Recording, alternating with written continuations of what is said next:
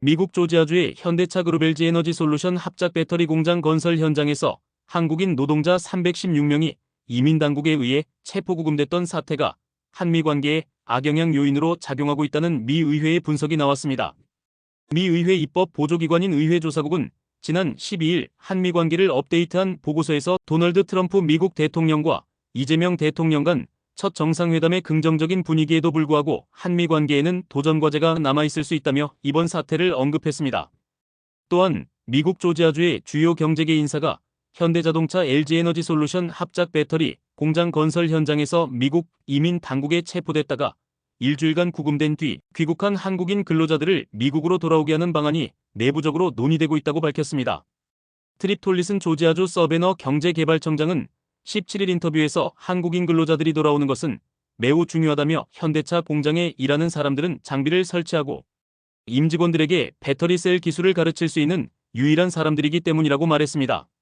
현재는 현장 공사가 중단되고 인력이 대거 이탈하면서 공장 가동이 최소 2-3개월 지연될 것으로 현대차 측은 추산했습니다.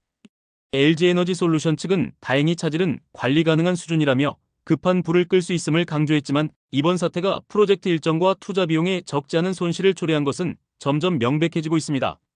단속 당시 중무장한 요원들이 들이닥쳐 현장을 급습한 데다 체포된 노동자들에게 수갑을 채우고 손발과 허리를 쇠사슬로 묶는 모습이 공개되면서 미국에 수십조 원을 투자하고 있는 한국인들은 강하게 분노하기 시작했고 한국 정부는 곧바로 전세기를 투입해서 이들을 전부 귀국시키는 발빠른 조치를 취했습니다. 이번 사태를 두고 미국 측의 명백한 외교적 실책, 이른바 자충수라는 평가가 나옵니다. 우선 가장 가까운 동맹국인 한국의 신뢰를 스스로 깎아먹었다는 점이 지적됩니다. 한국에서는 미국을 계속 믿어도 되나 하는 회의론까지 제기될 정도로 배신감과 모욕감이 크게 일었습니다. 사태 직후 한국 외교부가 미국의 법 집행 과정에서 우리 기업의 경제활동과 국민 이익이 과도하게 훼손되어서는 안 된다며 이례적으로 유감과 우려를 공식 표명한 것에서 한국 정부의 분노를 엿볼 수 있습니다. 미국의 이번 행동이 한미 간 경제협력 분위기에 찬물을 끼얹은 것은 분명해 보입니다. 단속이 이뤄진 시점은 마침 한미 정상이 거액의 투자를 약속하며 경제협력을 강조한 직후였는데요. 불과 열흘 전에 열린 정상회담에서 이재명 대통령과 트럼프 대통령이 3,500억 달러 규모의 투자협력 논의를 진전시킨 바로 다음에 이런 일이 터진 것입니다. 현대차도 이중 260억 달러 규모 투자를 약속한 바 있어 단속으로 양국 간 신뢰 구축 노력이 한순간에 무너진 셈입니다. 경제적 피해도 미국이 자초한 부분입니다. 앞서 언급했듯 현대차 공장 건설은 수개월 지연과 비용 증가가 불가피해졌고 현대차와 LG에너지 솔루션 주가도 단속 직후 소폭 하락했습니다. 게다가 이번 사태로 앞으로 한국 기업들이 미국 투자를 주저할 것이라는 경고까지 나왔습니다. 실제로 이재명 대통령은 비자 문제가 빨리 해결되지 않으면 한국 기업들이 대미 직접 투자를 망설이게 될 것이라고 미국을 강하게 압박했습니다.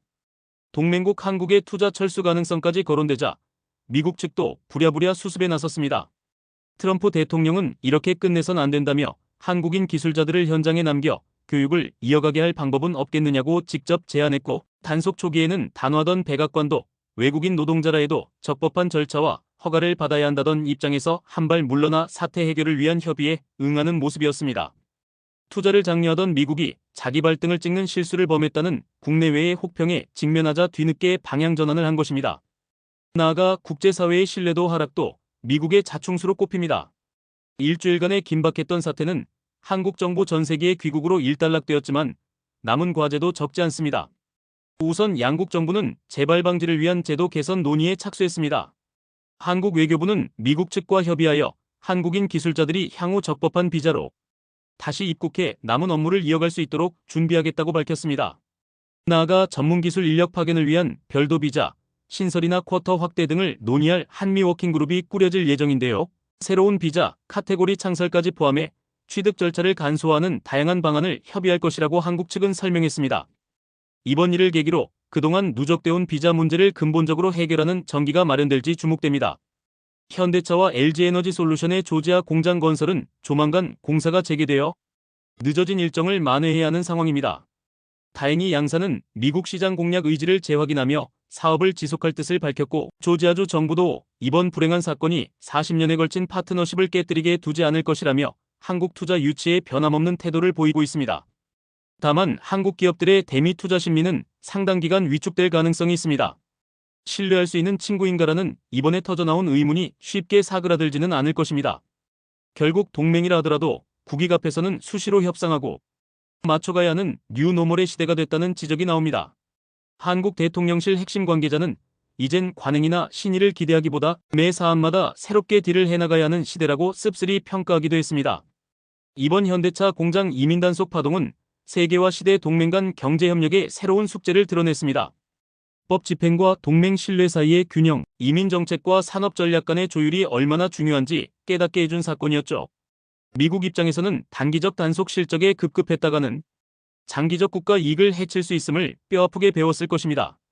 한국으로서도 해외 투자 시 자국민의 권익보호 장치를 어떻게 확보할지 고민이 필요해 보입니다. 다행히 한미 양국은 신속한 협의를 통해 사태를 수습하는 모습을 보였지만 한번 꼬인 신뢰를 회복하는 데는 시간이 걸릴 것이라는 냉정한 전망이 나옵니다. 이번 사건의 교훈을 바탕으로 양국이 더욱 성숙한 협력 관계를 구축해 나가길 기대해 봅니다. 지금까지 시청해 주셔서 감사합니다. 구독과 좋아요 부탁드립니다.